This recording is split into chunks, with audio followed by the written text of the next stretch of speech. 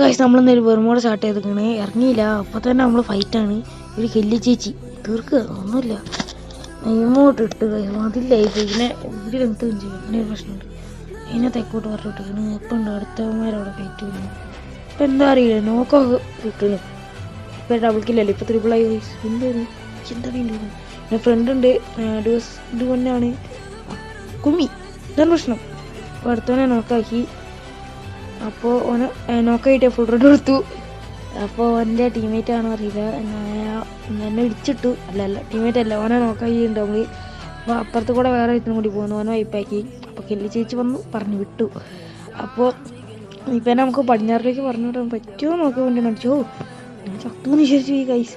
അതേക്ക് രണ്ടെണ്ണത്തെ fight വന്നു, തീർക്കുക ഒന്നുമില്ല.